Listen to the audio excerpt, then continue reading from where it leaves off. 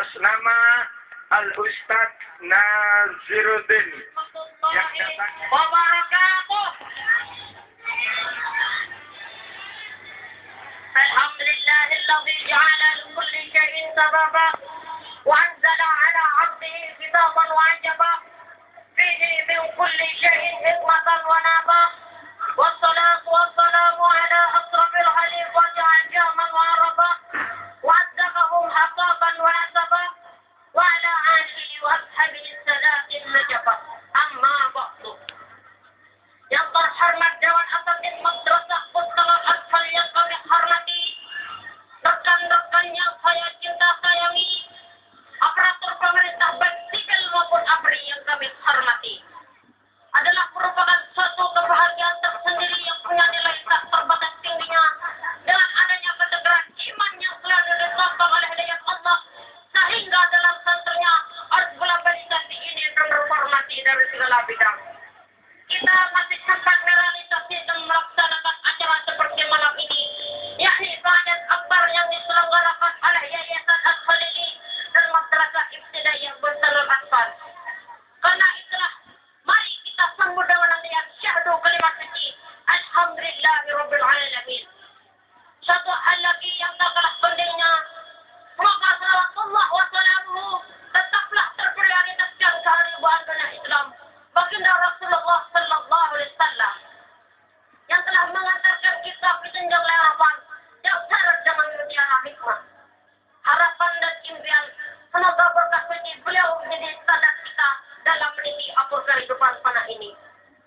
Hadirin yang dimuliakan Allah, sebenarnya jika kita ingin merenung lebih dalam lagi, sebenarnya jika kita ingin berpikir lebih jauh lagi, di setiap kita berada, di setiap kita melangkah, kita tidak pernah lepas dari nikmat yang dikaruniakan Allah kepada kita.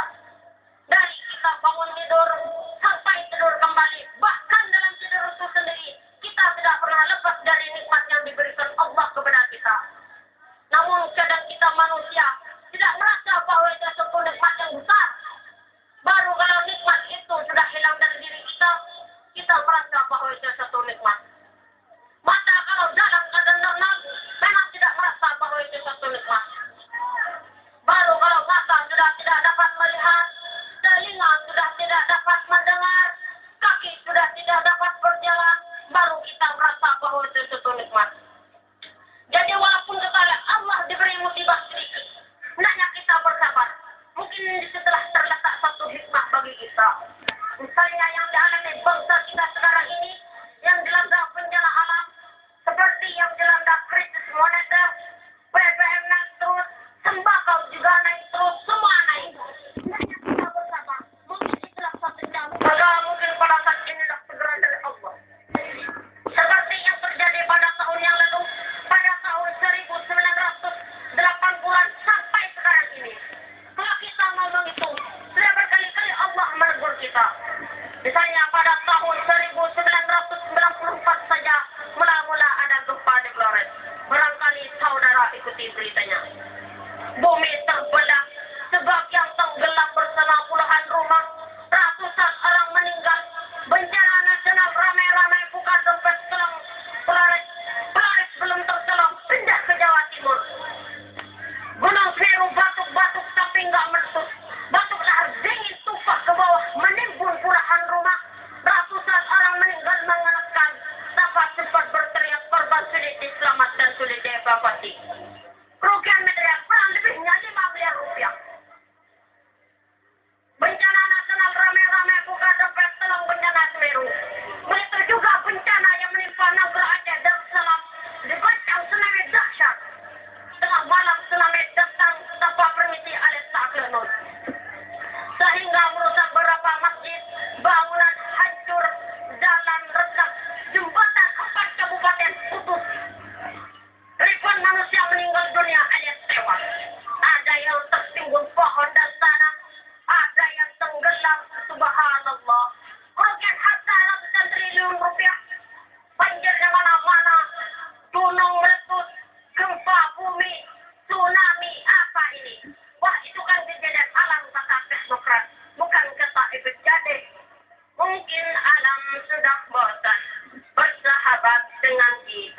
tidak percaya.